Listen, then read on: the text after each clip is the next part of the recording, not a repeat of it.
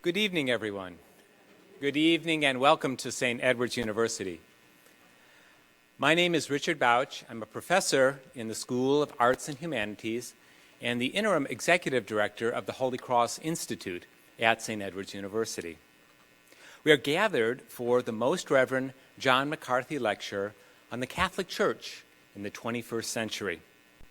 This evening's lecture will be memorable. Dr. Christina Astorga from the University of Portland is here, and she will be speaking about climate justice from a Catholic perspective and from an interreligious perspective.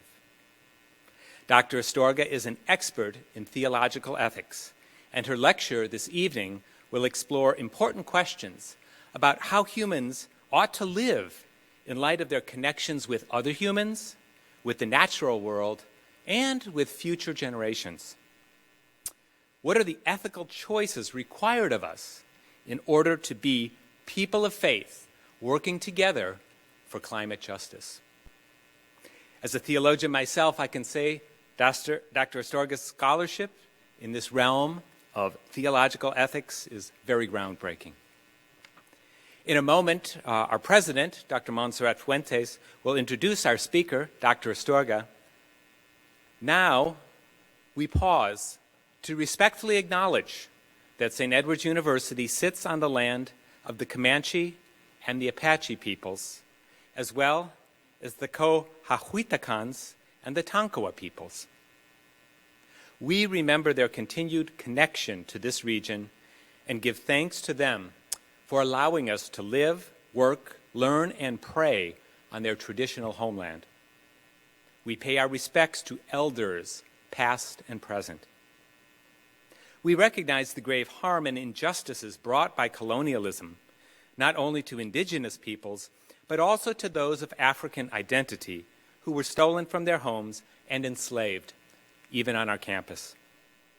We grieve the vast loss of life, languages, and traditions. We deeply regret our own community's role in slavery, segregation, and upholding systemic racism. As a Holy Cross institution of education and transformation, we seek to learn, reconcile, and bring healing by addressing the wrongs of the past and acting now and in the future to bring about a better time. Thank you.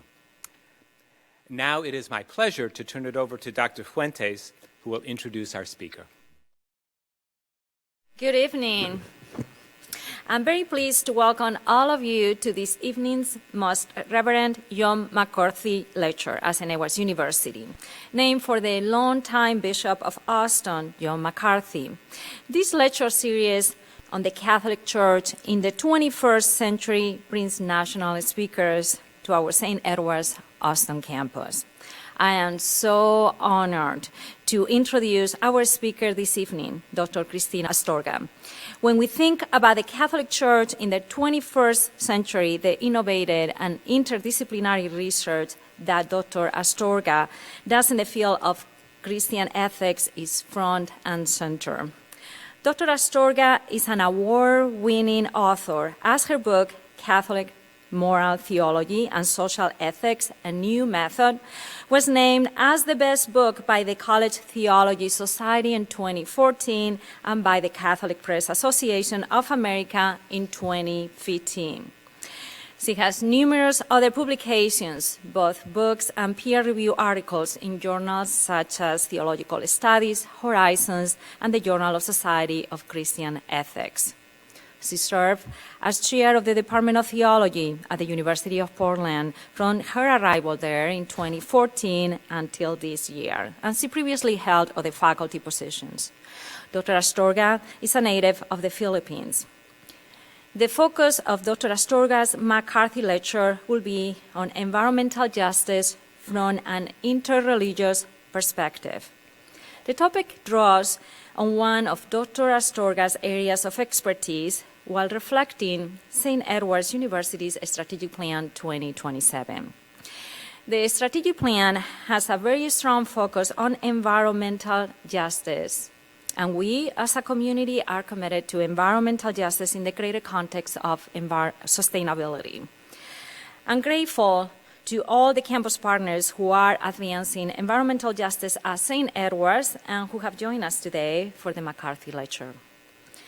The synergy that we have on our campus around environmental justice is enhanced by Dr. Astorga's lecture today, and for that, we all thank her very much. We also recognize the leadership role that Dr. Astorga has played within the academic structure of the University of Portland, which is also a Holy Cross university. Her time on the St. Edward's campus is a time to build up the connections within the family of Holy Cross between St. Edward's University and the University of Portland. Dr. Astorga's lecture today represents the first of what we hope will be many new collaborations between our two universities. And on that bright note, I am pleased to present Dr. Astorga, whose McCarthy lecture is entitled Protecting Our Earth, Our Common Home. Please join me in offering a very warm welcome to Dr. Christina Astorga. Welcome.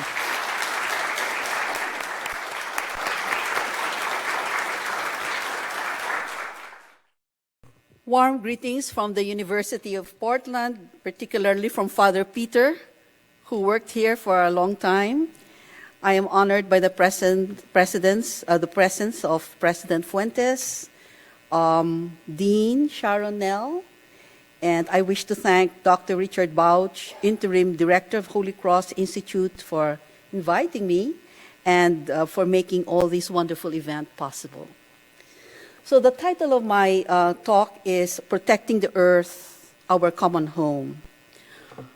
Pope Francis' encyclical Laudato Si, which means praise be, is the most comprehensive Vatican document to date on environment, ethics, and Christian faith.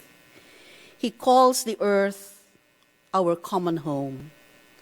If you have not read the encyclical, I will play a short video here which presents the 10 key points of the encyclical.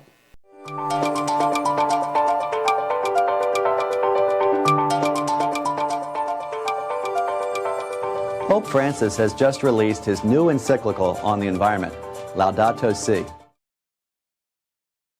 The talk is about how Catholics, Buddhists, Hindus, in their different traditions, seek to protect the earth.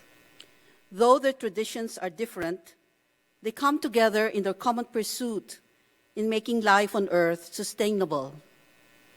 How we make sense of our personal and common existence, how we are related with one another, with all of creation, with the world and the cosmos, and the divine, is what this talk is all about. What runs through all religions, though they are different, are the values of compassion and justice. One needs to be compassionate to be just. For to be compassionate means that our hearts have shifted from ourselves to others, so that their pains become our pains, their burdens our burdens, and their sufferings our sufferings. Only when our hearts have truly shifted to include others in embrace, that we are moved to fight for justice, which means fighting for the basic rights of others, rights that are due them by virtue of the fact that they are all worth in God's eyes, they being God's creation, coming from the loving hands of God, right to life, right to shelter, a roof above their heads, right to basic clean water and daily sustenance, right to medical health, right to education, right to religion. But today, when we speak of environmental justice, we do not only speak of compassion and justice for the human, but also for the imperiled earth, the polluted rivers and oceans, the dying breed of animals, the indiscriminate cutting of trees, fishes and corals dying from being choked by plastic dumped into the oceans. Today, we speak not only of human rights, but earth rights and animal rights. And when we say that the earth is our common home, we mean home, not only for humans, but home for all creatures, human, non-human, biotic, and abiotic. I'd like to show video about how plastic pollution in the ocean is killing marine life.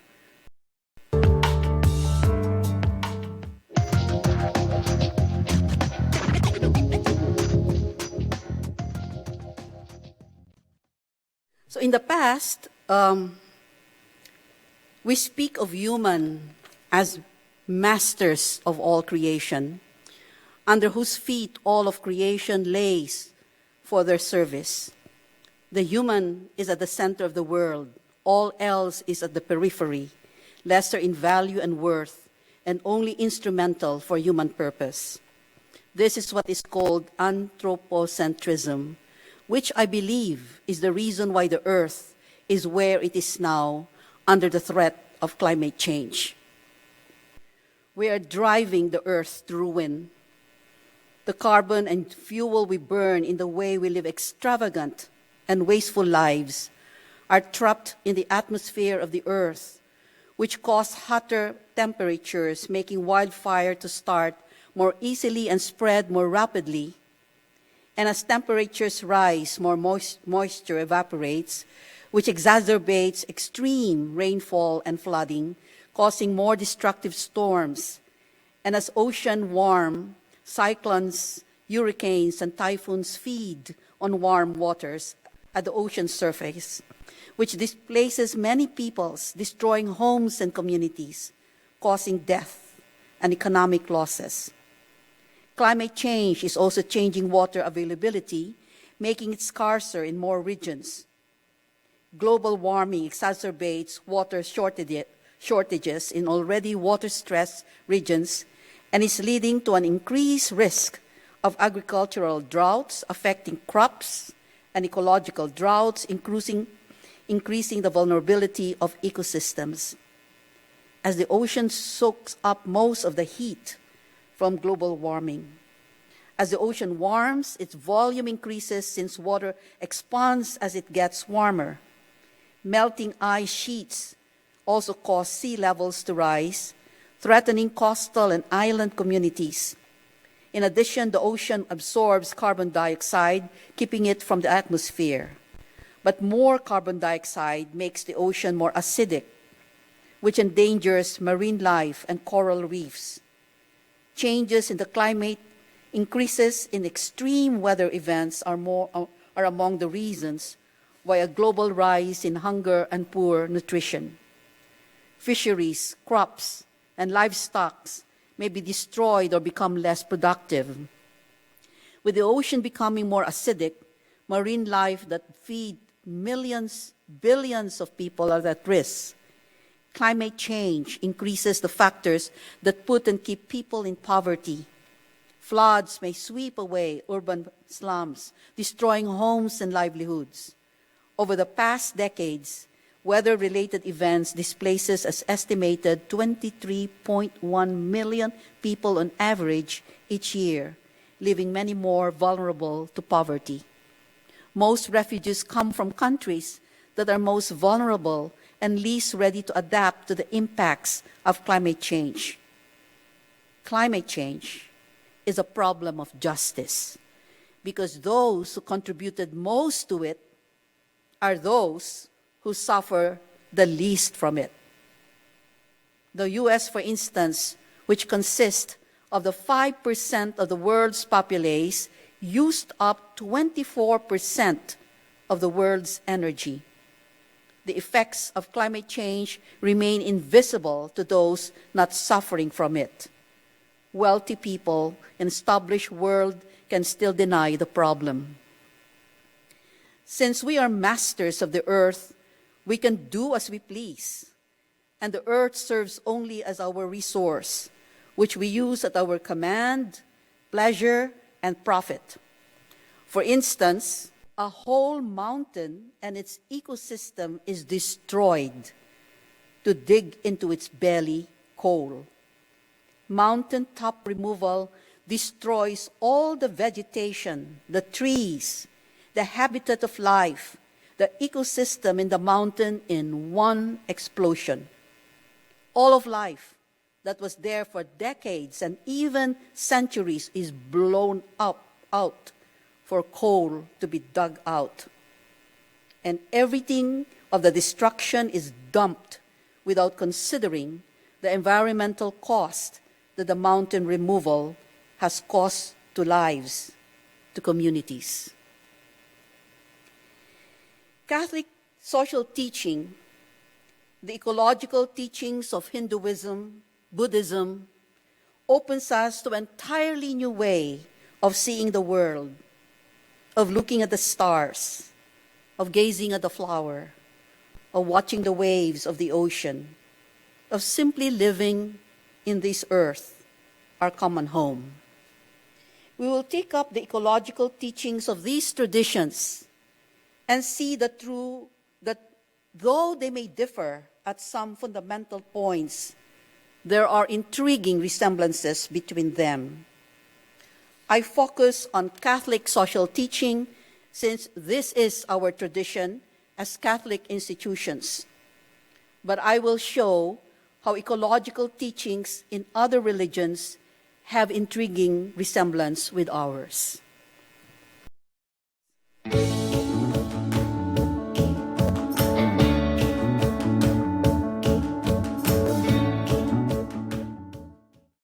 Catholic social teaching is more than century-long teachings of the Church on social issues of its times, beginning in 1891, when Leo XIII addressed the condition of the worker and the issue of just wage, following the social dislocations that followed in the wake of the Industrial Revolution.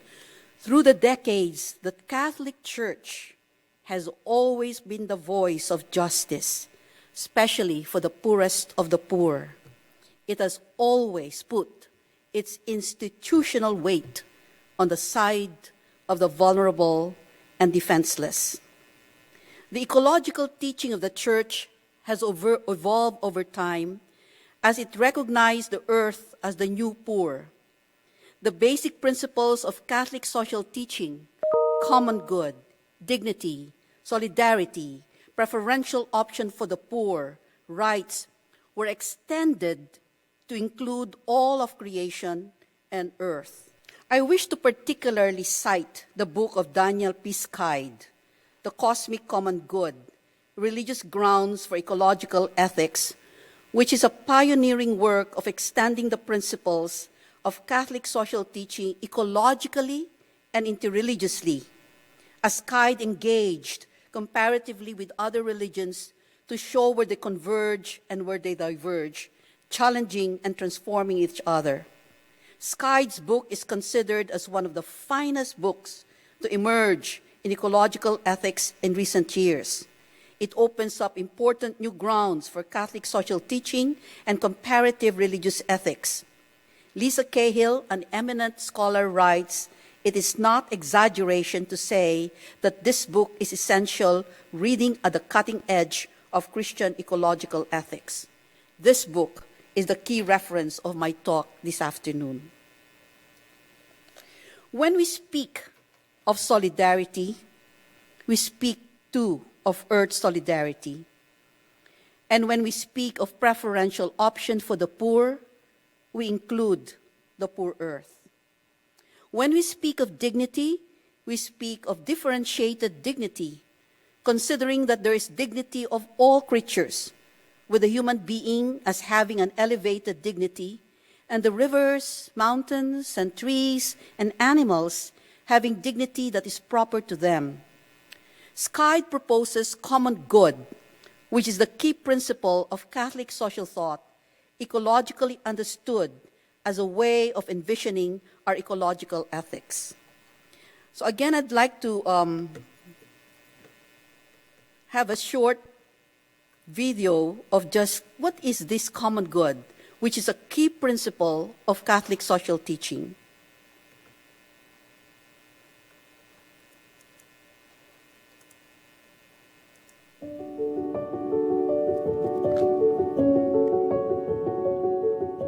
The common good has historical roots that stretch back to ancient philosophy and early Christianity. Common good, then, is the sum of the conditions of social life which allow social groups and individuals to have access to their flourishing. Common good are goods that cannot be achieved except in community. These goods are common in the sense that they are shared by others. Common goods include physical goods that belong to the whole, such as water and air. Common goods are also goods required by individuals, such as food, clothing, and housing, but also goods that exist only when they exist in common, such as education, healthcare, transportation, social media, communication. But common goods do not only mean all these goods, but also the good of relationship, the bonds of affection in families, communities, and societies. Common good does mean the full flourishing of persons and communities. The concept of common good has evolved from common good as the common good of nation states in Rerum Novarum, the New Things, the first Catholic social teaching document by Pope Leo XIII, and then in Pacem in Terris, Peace on Earth, John the 23rd, common good expanded to refer to the entire human family. Pope Francis now speaks of common good with reference to the whole earth. He wrote, "We love this magnificent planet on which God has put us, and we love the human family which dwells here with all the tragedies, its hopes and aspirations, its strengths and weaknesses. The earth is our common home, and all of us are brothers and sisters." He continues and says, "The earth is more than just a resource, but indeed a sister with whom we share our life, and a beautiful mother who opens her arms to embrace us. Humans are not disconnected from the rest of creatures, but instead are linked with them by unseen bonds, and together form a kind of universal family, a sublime community which fills us with a sacred, affectionate, and humble respect. U.S. Catholic bishops highlighted the planetary common good. Working for the common requires us to promote the flourishing of all human life and all of God's creation.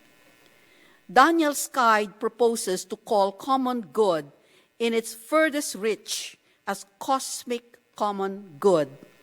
He strives to articulate the most expansive possible context for ethical reasoning. The term cosmos is meant to highlight the context that has no single center other than God. He writes, "The horizon for moral reasoning must certainly not stop at the end of the Earth's atmosphere if, in a Christian framework, the horizon must stretch to God. A focus on the cosmos emphasizes our human dignity not only as earthly creatures, but as galactic and cosmic ones as well. Cosmic good is grounded scientifically." Now, this notion of cosmic common good is scientifically grounded in two ways: grounded in evolution, the Big Bang theory, and ecology. So let me explain this. It is the most theological response, the most adequate theological response to the scientific accounts of humanity's place on Earth, evolution, and ecology. Evolution explains that what it means to be human in the light of the evolutionary and biological science. Science speaks of Big Bang as a singular cosmic beginning. We all come from the same beginning. What does it mean to be human in the light of the Big Bang? It means that we are genetically related to all of creation. We are made of the same stuff. When we look at the stars in the heavens at night, we feel what it is like to be part of the universe, planet, cosmos. All of us are genetically related. And although the universe, the planet, cosmos seems so large, so big, and so distant, it really is within us, as it is also within a flower, as it resides in a river, and is part of the trees. We all are made of the same stuff. An understanding of ecology leads to a second scientific grounding of cosmic common good. While evolutionary theory posits a historical connection among creatures, ecological sciences argue that we shape and condition one another. We are interconnected and interdependent as humans and trees are interdependent. We breathe in oxygen and breathe out carbon dioxide. Trees, on the other hand, take in carbon dioxide and release oxygen into the atmosphere. The role trees play in the ecosystem is vital for human and other life on Earth. We live in ecosystems which constitute the context of our everyday interactions on which we depend for our survival: food, water, air, shelter, and even psychological and spiritual being. We exist on our interdependence with one another. A common good, limited only to human beings, makes little sense in the light of ecological interdependence. Common good affirms the ecological interdependence of all creatures. Both evolution and ecology calls us to expand the common good beyond the human good, to include the care of the earth, which is the care for non-humans and all ecosystems. Cosmic common good is based on Catholic social teachings, is theocentric, as it focuses on the Creator and decenters humanity. The doctrine of creation not only establishes the common bond between human beings and other creatures, but it gives the cosmos a profoundly divine context. It is theocentric, placing God at the center of all reality. While the Christian tradition affirms a difference between humans and other creatures, they have a shared dependence and belonging to God.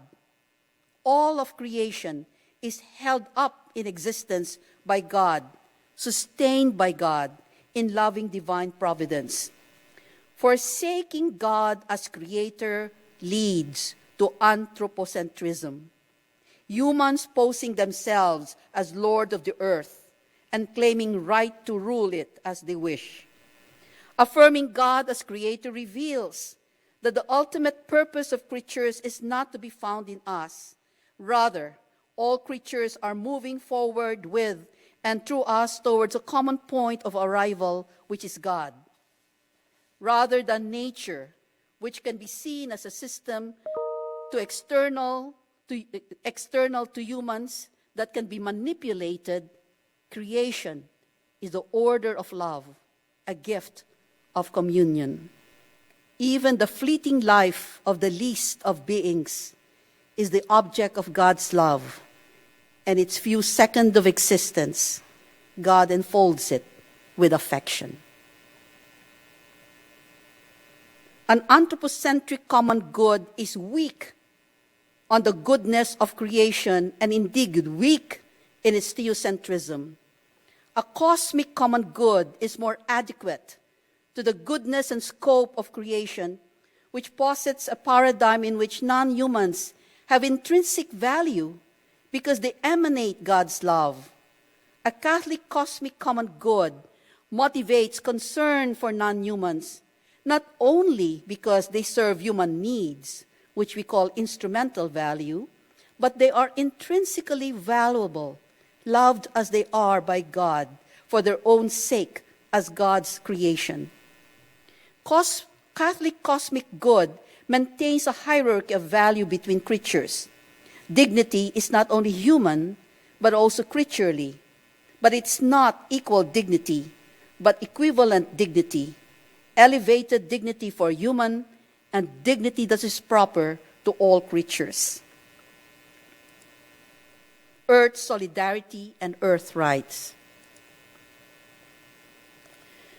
Solidarity is rooted in the social nature of the person as a member of a larger community. It overcomes the extremes of individualism and collectivism. preferential option for the poor is the intensification of solidarity. The poor are those with the greatest need, for they're voiceless and defenseless. The measure of all policies, economic and political, is their impact on the poor. We must respect the moral agency of the poor, as they should not only be the recipient of our generosity, but should be given their voice as well as what is due to them by the fact of our common and shared humanity. Solidarity is expanded to earth solidarity. Not only does it focus on the poor and vulnerable who suffer most from ecological disaster, it is also caring for creatures which are most distressed or at risk from human activity. It is also concerned for ecosystems upon which all creatures rely for survival. Ecosystems suffer from pollution, dwindling biodiversity, habitat loss, rising sea levels, droughts, disease. Earth solidarity means our feeling of distress over the misfortunes of non-humankind, such as we see the extent of climate change, oil spills, ocean acidification that extinguish entire species and destroy their habitats. When they were building Don Berthold, our ethics building at the University of Portland, trees that have been there for 100 years were cut down to give the space for the building to rise. I found myself tearing up watching the trees fall to the ground. Something in me grieved over the death of the trees. I realized that unless we have an emotional connection with the earth, with the trees, and our rivers, with the animals, how easy it is for us to abuse, exploit, and destroy them. Emotional connection with all of creation repudiates strict utilitarian calculus, which sees non-human only as a resource to be used and abused for one's need and greed. Earth solidarity is a theological virtue. In a Christian context, it will lead us to see God as the universal common good of all creation, but it also directs us to the sacred worth of all creatures. Such a virtue helps us discover the worth of each thing, to be filled with awe and contemplation, to recognize that we are profoundly united with every creature as we journey towards God's infinite life. Earth solidarity is preferential option for the poor, as we hear the cry of the earth as the cry of the poor. Earth rights. Human rights are grounded in God as the ultimate source of rights. Rights entail and cannot be separated from responsibilities. Rights entail duties. Possession of rights requires recognition of the rights of others. Rights and duties are situated within human communities and in the context of the common good. When rights are extended to non-human, it poses problems as articulated by some ethicists. Human rights stem from the nature of humans as rational and moral agents. How can rights be extended to creatures with which humans have trophic relationships? Rights are those with social moral duties. Without rationality and free will, can humans fulfill human moral duties? Some animals may have self-consciousness, but majority do not have. And even that self-consciousness does not belong to the moral realm. John Passmore calls it mystical rubbish to hold that it's intrinsically wrong to destroy a species, cut down trees, or clear a wilderness. Skyd argues otherwise. Earth rights are justified by the demands of earth solidarity. Earth rights are intrinsic to a cosmic common good. Earth solidarity disposes us to act in ways that honor that honor non-humans in their own right and in our relationships of interdependence. Earth rights are practical formulations of human duties to the earth, and in the light of cosmic common good, they are theologically defensible, ethically meaningful, and logically coherent. Earth rights are based on the intrinsic and essential dignity of creatures. Non-humans may suffer injustices and hence are subjects and possessors of right. It is a perverse form of circular reasoning that descends into reduction ad absurdum to first define rights with reference to specially human characteristics and second use the basis to apply rights proper only to human beings to non-humans, like the right to vote, for instance. The right of reasoning can be considered speciesist when differences between species are used to cancel other creatures or to justify domination and exploitation, just as racism and sexism means the domination of races and sexes over those who are considered other. Just as we speak of differentiated dignity, so we also speak of differentiated rights. Rights are not equal, but egalitarian. Equal rights would denote identical rights for all beings, while egalitarian rights would indicate rights that are equivalent and appropriate to the kind of a creature. Difference between rights is not of degree, but of kind. Rivers have rights. Birds have bird rights. Insects have insect rights, as humans have human rights. The rights of an insect would be of no value to a tree or fish. Rights are limited and relative to each species and fitting for each species. The right to live is a basic right, but it cannot be absolutized. Creatures have both intrinsic and instrumental value.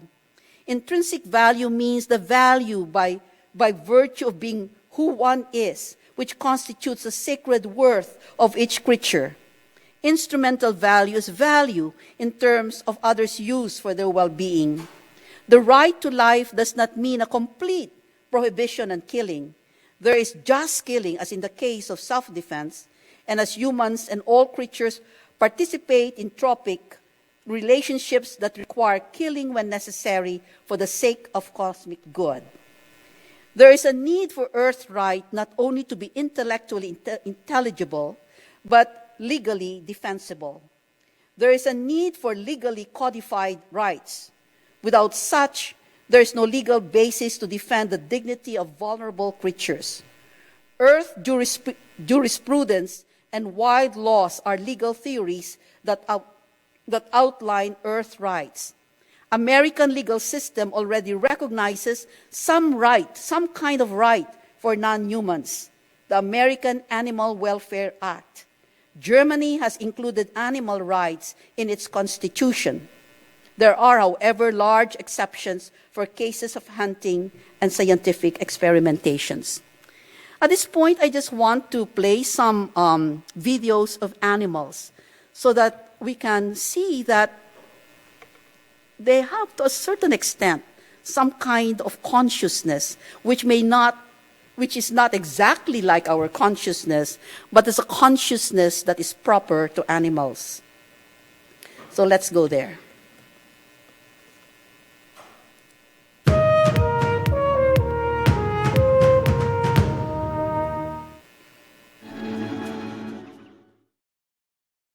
As I mentioned earlier, Earth rights are now legally codified. For instance, in Kootenai Tribe of Idaho case, the U.S. Court of Appeals upheld the roadless area rule that defends old-growth trees. In Bolivia, rights of Mother Earth, which invest nature and natural processes free from human alteration, the right to pure water and clean water, the right to balance, the right not to be polluted, and the right not to have structure modified or genetically altered. In the Constitution, Ecuador asserts that nature has the right to exist, persist, maintain, and regenerate its vital cycles suggests that these rights may not even become enshrined in a nation's most foundational document. And there is the Earth Charter, a global and cosmocentric recognition of Earth rights, international documents generated over a decade-long drafting process and involving thousands of people, radically inclusive of all religions and non-religious traditions. It parallels the ethical expansion that Sky proposed through the cosmic common good and lauded by Pope Francis for its challenge to all humanity to develop a new global awareness. Earth solidarity must lead to the promotion of Earth rights. Earth rights not only affirm the intrinsic dignity of non-humans, but also alert us when their dignity is violated. These rights are founded on Earth solidarity, which is our connection and interconnection with non-humans with loving care. Our solidarity with them moves us to feel distress over injustices committed against them. Earth rights pertain to both wild and domesticated animals. Applies not only to living creatures, but also to non-living creatures and ecosystems as well, not only to species, but to each member of that species. The Earth rights pertain to both wild and domesticated animals. Oh, I think I repeated this. A Catholic common good. Instances of ecological degradation, such as climate change, toxic spills, and barren landscape remind us that we must not focus solely on living creatures, but also on the conditions of the habitat which they depend. When typhoons and other calamities happen, we often calculate the loss in terms only of human suffering, but fail to see the suffering of the earth and all of non-human creatures, including the habitats and ecosystems that support their existence.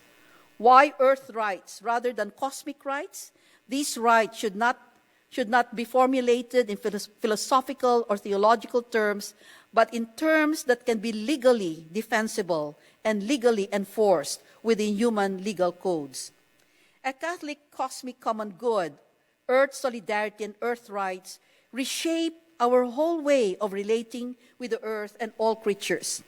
It offers a whole new way of looking at the world and how we are connected with all creatures in relationship of interdependence.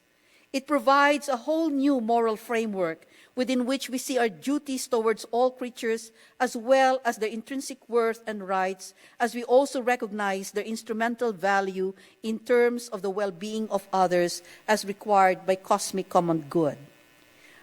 But any construal of Catholic ethics where concern for environmental degradation flows simply and merely from a concern for human beings such that the right to healthy earth belongs to humanity.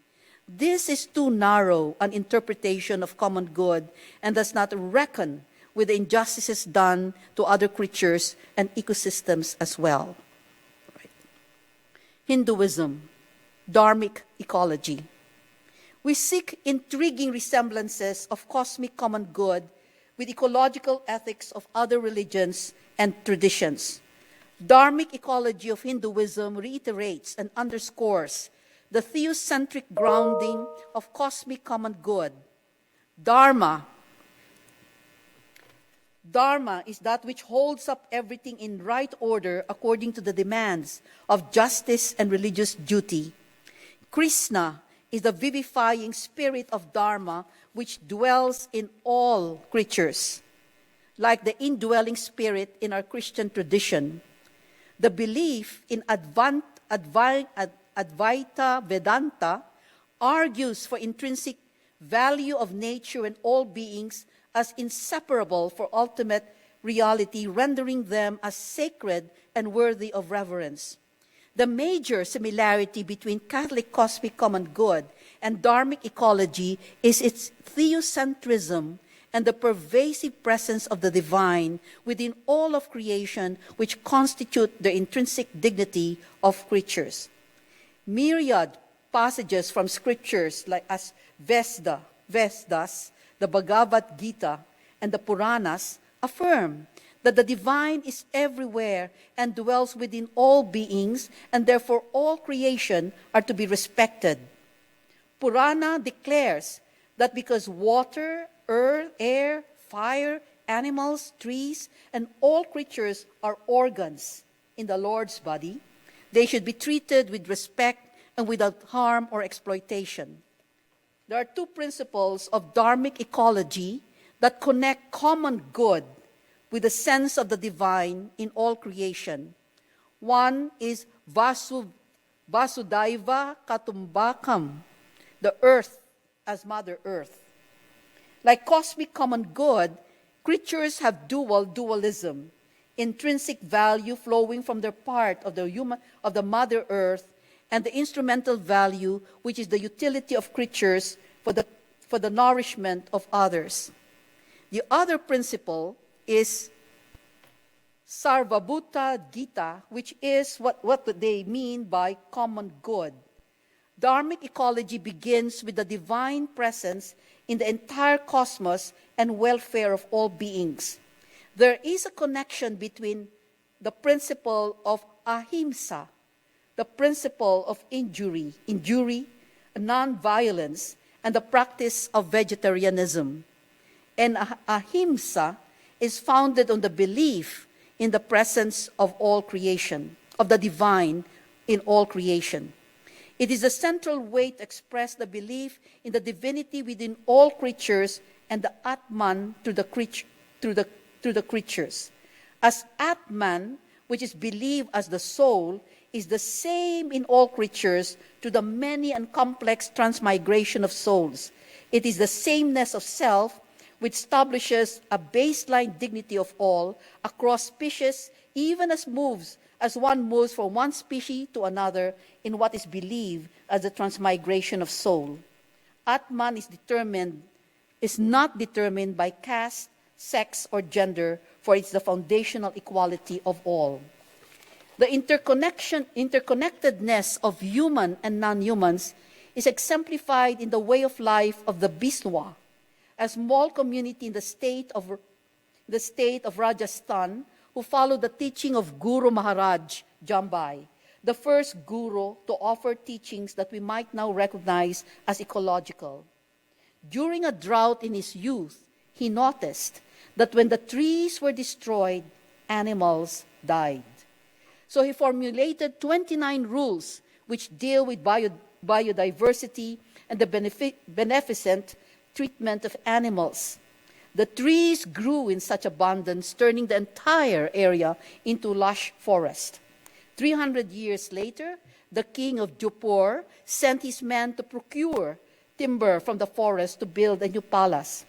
The Bisnwa resisted by circling the trees as the soldiers shot them, killing 363 people. The king immediately ordered his soldiers to cease and gave the Bisnwa protection. Till today, the Bisnwa live according to Maharaj's rules.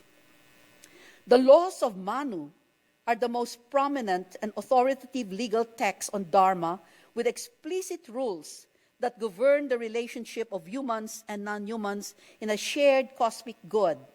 This relationship is taken so seriously that punishments are meted out for any kind of damage done to non-human.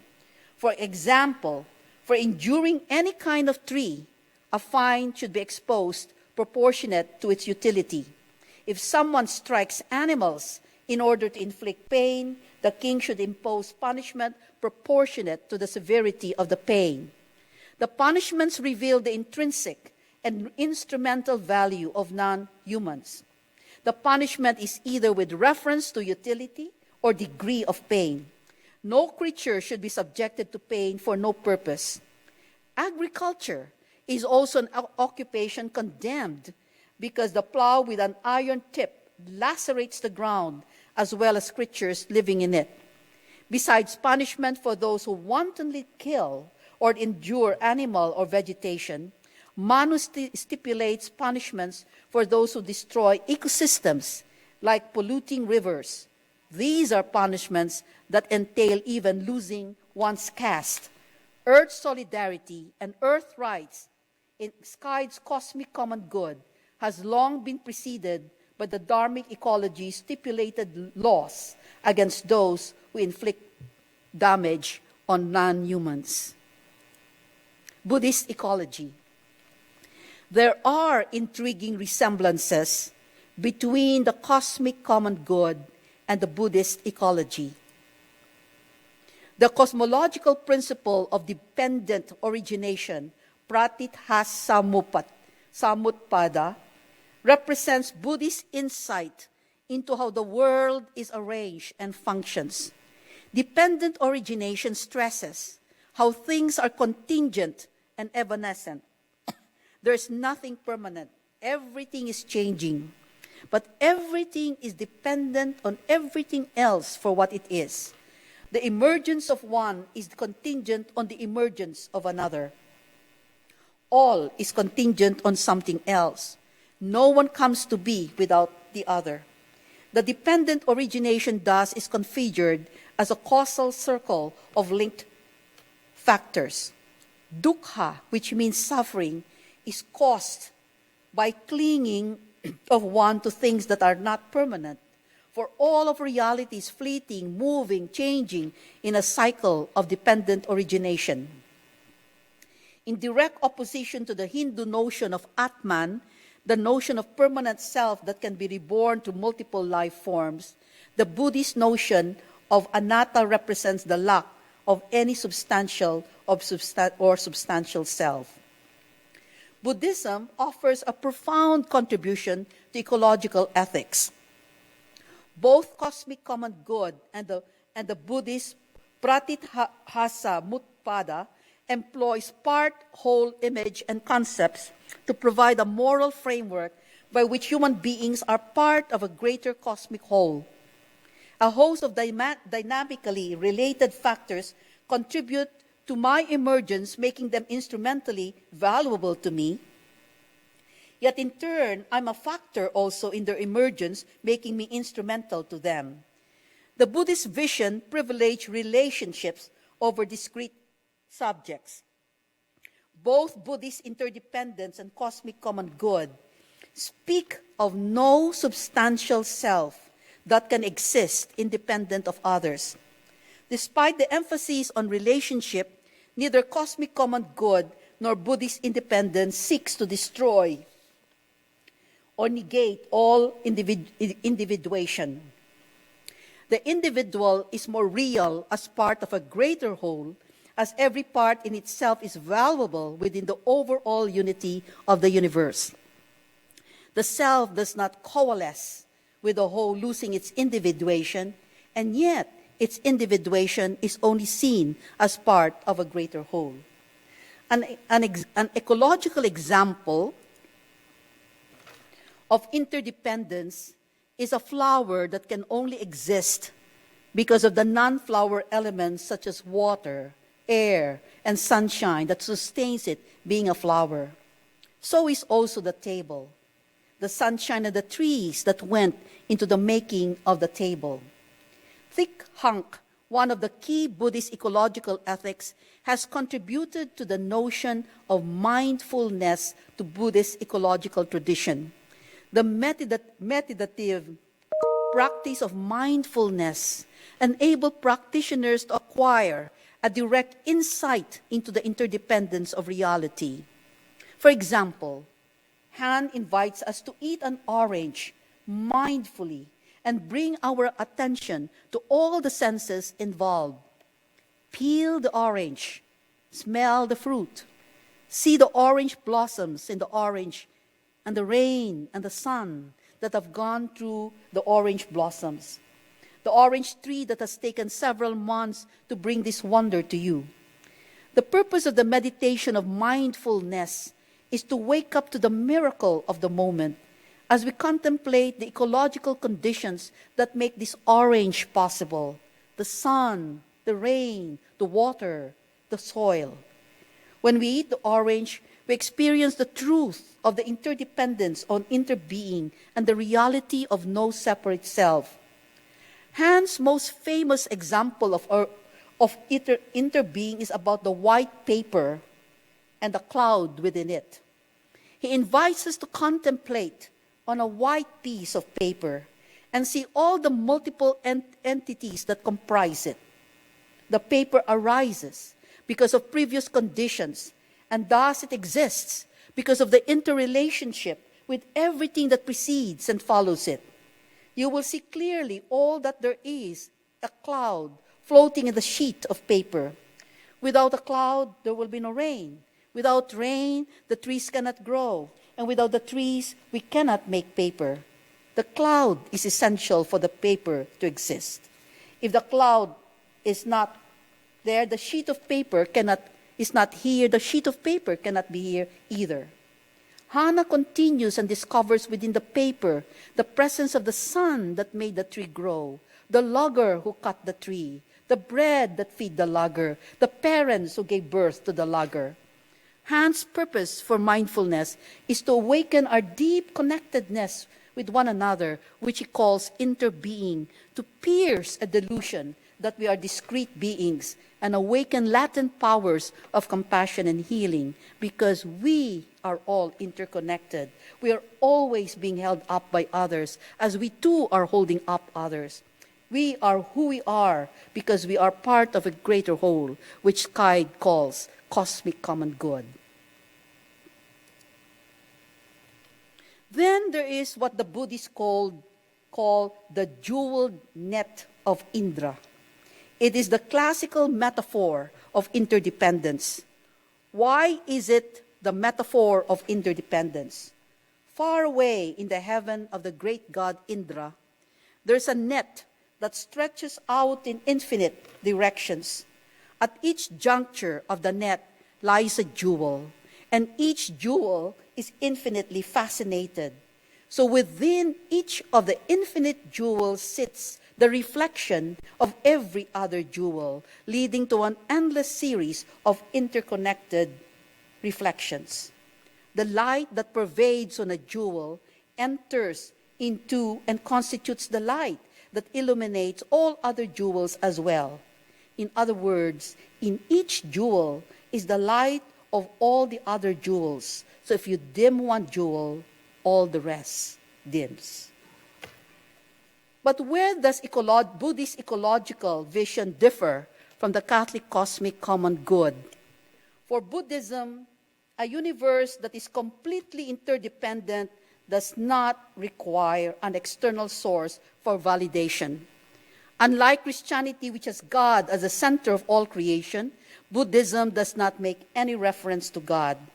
Buddhism does not ground its moral framework on any other reality other than itself and the interdependence of all its parts. It is also non-teleological and non-anthropocentric. It is non-theological because it does not exist to accomplish some predetermined goal, a telos, for it is what it is. Its existence is what justifies what it is. It's self-justifying. Although it differs from Catholic cosmic common good, Scheid says that theocentrism is not absolutely essential to arguing for a non-anthropocentric ecological ethic. For the Catholic cosmic good, theocentrism dislodges the human from the center, placing God as the center, making God the ultimate purpose of creation beyond itself to the Creator. In the Buddhist ecological vision, it is interdependence or interbeing that displaces the human, but it replaces it with nothing.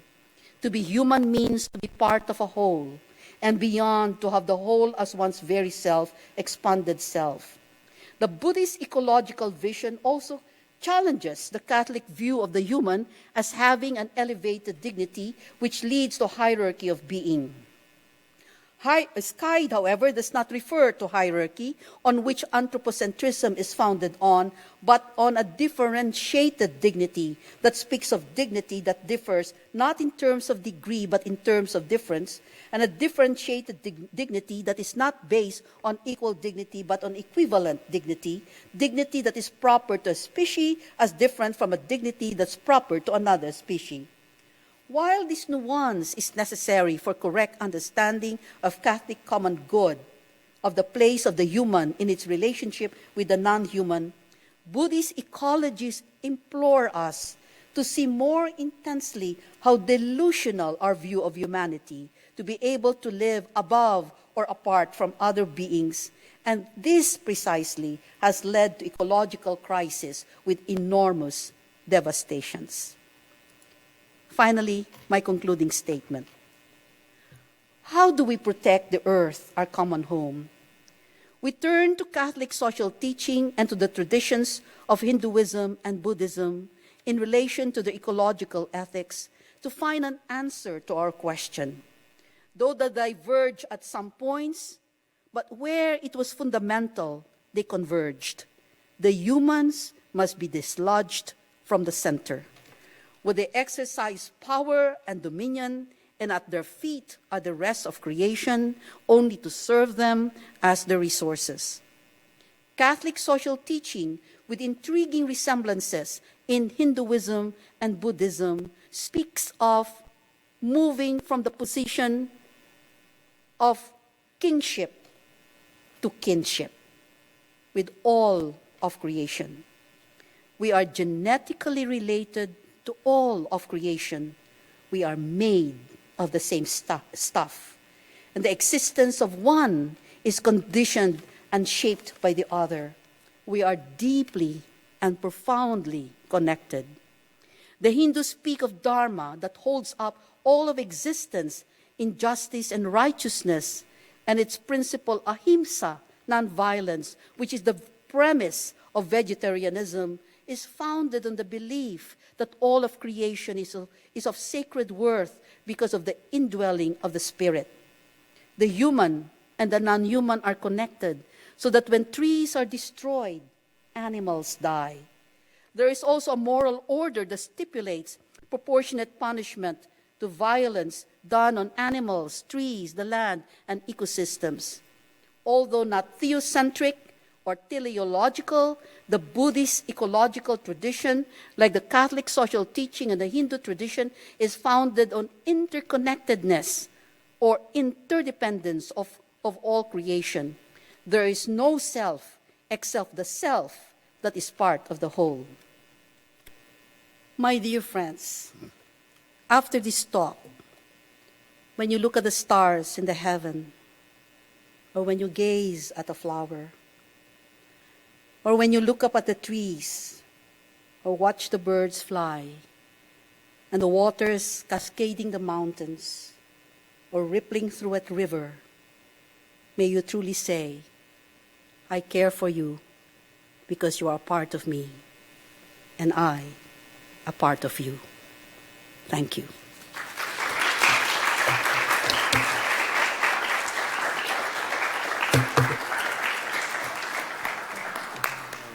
Thank you, Dr. Astorga. Thank you so much for a truly remarkable lecture. Simply amazing. Dr. Astorga has agreed to take a question or two. We know it's getting late, but if you have a question, if you could just raise your hand. The social situation you presented, do you see any optimism? You know, the optimism that I have is that if people only hear about Catholic social teaching and cosmic common good and Hinduism and Buddhism, they will have a whole new way of looking at the world. Because right now, the way we look at the world is what I call anthropocentrism, that we are at the center of the world and everything else lays at our feet only to serve us. But if we change our whole concept, our whole way of looking at the world, I think there is hope. I think there is hope. I teach environmental justice to my students, and I know for a fact, and it is such a great joy for me as a teacher, that after they leave the class, they change their whole way of looking at the world. And it's the beginning of a change of a lifestyle. And that, I think, is where the hope is. If there is that shift, right? The shift in the mindset, in the world view, and the shift of the heart.